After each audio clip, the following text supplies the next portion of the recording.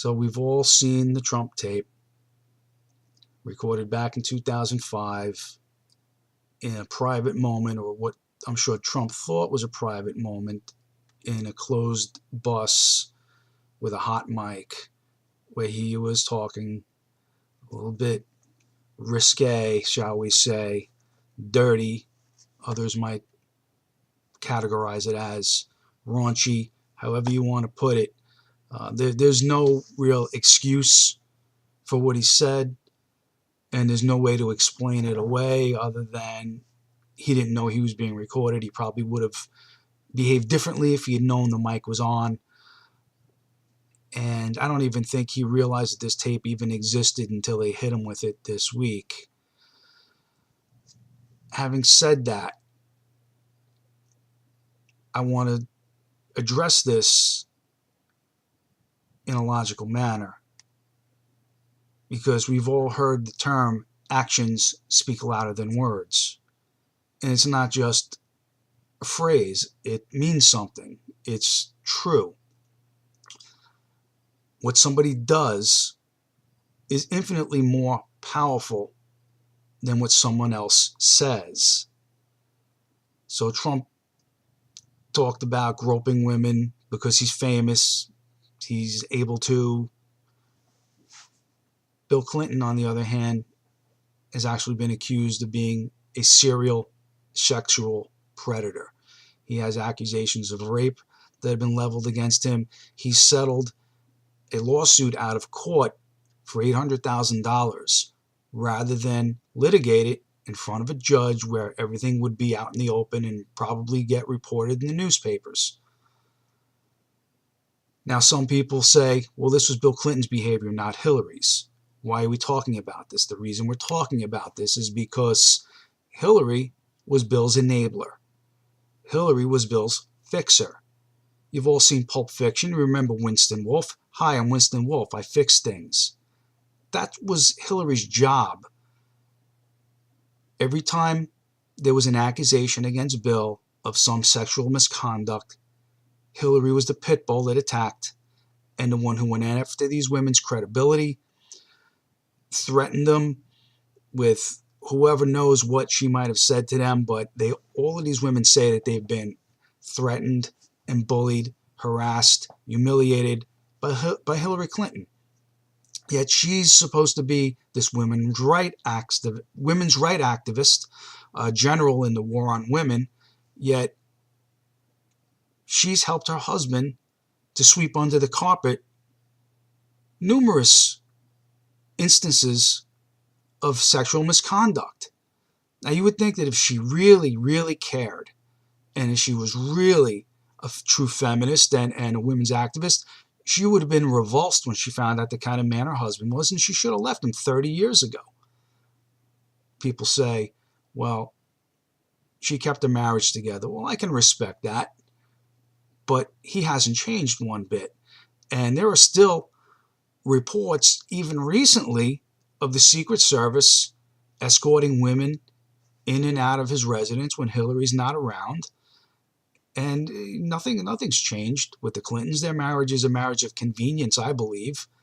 And, Hillary stayed with him because her political fortunes are tied to his. That's what I believe. Now, most liberals in this country, they suffer from a mental disorder, which I'm going to talk about. See, there's this thing called Liberal Selective Outrage, LSO for short. That's what I'll be calling it from now on, LSO. You got a bad case of LSO, Liberal Selective Outrage. It's this heinous disorder where they'll look at a guy like Bill Clinton who's been accused of being a serial predator, and they'll either ignore it, they'll pretend it doesn't exist, they'll belittle the situation and the accusations, or they'll do everything they can to sweep it under the carpet and try to make it go away so we could stop talking about it. But then they'll look at a guy like Donald Trump and they'll say, he said pussy. He talked about groping women. I'm outraged. How could you elect this man? How could you support this man? How could anybody, how could any woman in this country or any man with a conscience even think about supporting this man? But you had no outrage when Bill Clinton was accused of raping a woman. You have no outrage when Hillary Clinton represented a man who was accused of raping a 12-year-old girl and got him off the hook. Now, I understand that she was an attorney, she was a public defender, and she doesn't get a choice on who she's going to defend, but she has to use ethics when defending somebody that's accused of that kind of a crime. She destroyed this little girl's credibility, which is something that no male defense attorney could ever get away with doing. You can't vilify the victim and make it all their fault and say that they're promiscuous and that they were looking for it, they were asking for it. They have a long history of making up stories of being touched and abused and this, that, and the other thing. These are things that Hillary used as a tactic to destroy this girl's credibility, to get her client off the hook. That is not the kind of characteristics that you would expect in someone who is a feminist, someone who is supposedly cares about women and women's rights. She's full of shit. Hillary Clinton is 100% full of shit. She doesn't care about women. The only woman she cares about is herself and advancing her own cause and obtaining more power for herself and more money for her family so that the Clinton Foundation can continue to rake in hundreds of millions of dollars from such abusive countries in the world like Saudi Arabia and other countries in the Middle East that don't treat women very nicely, but Hillary's perfectly okay to take their money. Now, a couple other things that happened this week, within the past couple of weeks actually. In the day before, a few hours before the second debate, Donald Trump had a press conference, and he brought out women who have been injured by the Clintons.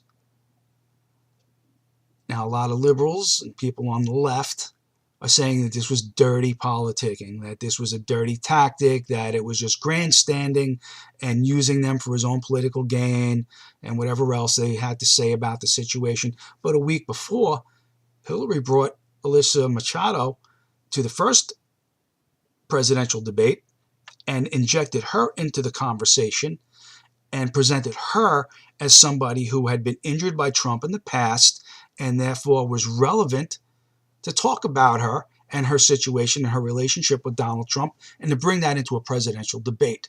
Now, again, liberal selective outrage. It was perfectly okay to bring Alyssa Machado to the first debate, but it was wrong for Trump to bring 4 women, not 1, not 2, not 3, 4 women who've had their lives ruined by the Clintons and present them in a press conference and state that anything that he's done pales in comparison by things that the Clintons have done.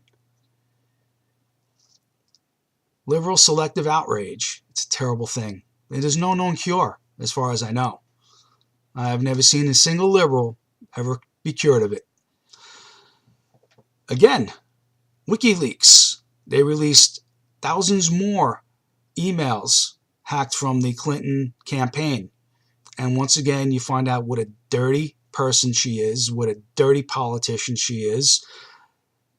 In my last video that I posted last week, I had stated that, in my opinion, the reason that Hillary was not releasing transcripts of her speeches to Wall Street banks was because she's telling them one thing and telling us another. Well, we now know that that's true. Because according to the WikiLeaks that came out, she has actually acknowledged that she has one policy for private, one policy for public. She goes in front of the Wall Street bankers and she tells them what they want to hear to get their money. And then she goes in front of the general public and she tells us what she wants us to hear to get our votes. That's fucking dirty. I'm sorry.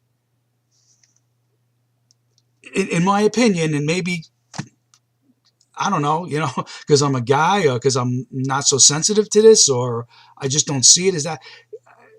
Donald Trump saying that he grabbed some chick by the pussy because she allowed it may be a dirty thing, but it really in the grand scheme of things, it means a whole lot less than compared to somebody like Hillary Clinton, who has amassed so much power in her life and is right on the verge of becoming the most powerful person in the world, who is now acknowledged privately, which has now been divulged to the general public, that she tells one story behind closed doors and another to the general public. She lies on both ends. She talks out both sides of her mouth. And she does this to get money from Wall Street and then to get votes from the general public. And in the grand scheme of things, she's not going to do a damn thing to change anything. She's not going to change anything for Wall Street because she wants their continued support. If she gets elected, she's going to want to run for re-election and she's going to want money from them again. She's not going to do anything, at least not during her first term, to cause anything that disrupts the status quo on Wall Street. But she'll continue to speak her bullshit stories in her speeches and vilify Wall Street and vilify the rich to try and anger the general public, minorities, poor people, anybody that she can rattle to try and get their votes. Again, liberals are pissed off right now. They're saying that WikiLeaks is working with Donald Trump, and they're working with the Russians, and the Russians are hacking, and they're giving the information to WikiLeaks, and Trump's campaign is working with WikiLeaks, and this is un-American, and this is interference by foreign powers, blah, blah, blah, blah, blah, blah, blah, blah, blah. You know, a few years ago when WikiLeaks first came out, and they were undermining the Bush administration, constantly leaking out information that was hacked from the highest levels of the American government, liberals loved it. You loved it. Selective liberal outrage. It's a terrible thing. It's a terrible thing. When your government is being hacked at the highest levels, but because you don't like the president, the Republican president at that time, you're going to stand up and applaud that hacking, and now you're going to denounce WikiLeaks and Julian Assange. Does your hypocrisy know no bounds? Is there any limits to your pure bullshit? And now we see a mass exodus of Republicans who are now denouncing Trump and walking away from him. You know, this sickens me more than anything. I expect it from the left. I really do. And what sickens me the most, really, is that Democrats, for all of their faults, they stick together no matter what. Think about all the shit that Bill Clinton's been accused of. Democrats, they surround him, they close ranks, and they do everything they can to shield him and protect him. They do the same thing to Hillary. They always back each other up. They always back each other's play. They always defend each other, and they never let any of their own suffer in the court of public opinion without a fight. But Republicans, what a bunch of fucking backstabbers you guys are. All of you at the higher levels of the GOP. Paul Ryan, Mitch McConnell, McCain. I mean, the list is fucking endless. Jeb Bush and John Kasich. These people should be purged from the fucking GOP, man. It's enough already. You know, good, better, or worse, Trump won the nomination. He played by your rules. You laid a rule book down in front of him. You made him sign a pledge. You made everybody else sign a pledge that they were going to support the eventual nominee. Good, better, or worse. You got to stick with that choice. And if it's a shit sandwich and we all got to take a bite, then we all pass the sandwich around. We all take a bite. But you cannot abandon ship like that. That is a rat deserting a sinking ship. And that is dirty. And that is something that we who are Trump supporters, guess what? Even if he loses, we still remain a viable voting bloc. We're a very, very large voting bloc. In fact, we constitute more registered Republicans than anyone else. Remember that. Donald Trump won the nomination with more votes within the Republican primary than any other Republican in history. And that voting bloc is going to stay together. And we're going to remember all you guys who stabbed him in the back and tried to abandon him. If you surrender this election to Hillary Clinton, You're not just surrendering the country for the next 4 years. You're surrendering the Supreme Court, which will affect our children and our grandchildren for probably the next 30, 40, or even 50 years. The damage she's going to do to this country by rigging the Supreme Court to be a liberal apparatus is staggering. And don't think that you're going to fix it in 2020, because the damage will be done and irreversible. And we're going to blame somebody for that if Trump doesn't win. Now is not the time to be weak. Now is not the time to take a step back. Yes, Trump had a bad week. He said some shit 10 years ago that many found obscene, many were offended by, but I still put it to you, actions speak louder than words. And the things that Hillary Clinton has done in her life and continues to do now, the fact that she is unabashedly a globalist, and she wants to erase boundaries. She wants to tie her economy into the world's economy, and she wants to make the entire world American citizens. And we'll have hundreds of millions of people who all think they have a right to come here unfettered if Hillary Clinton becomes president. I'm sorry. Donald Trump saying something dirty or rude doesn't sway me from my unfettered support of him. The only logical choice right now is Donald Trump. Now, if Donald Trump were running against Mother Teresa, the game would be over right now. If Donald Trump were running against St. Jude or St. whoever, the game would be over right now. But he's not. He's running against Hillary Clinton, the dirtiest player in the game.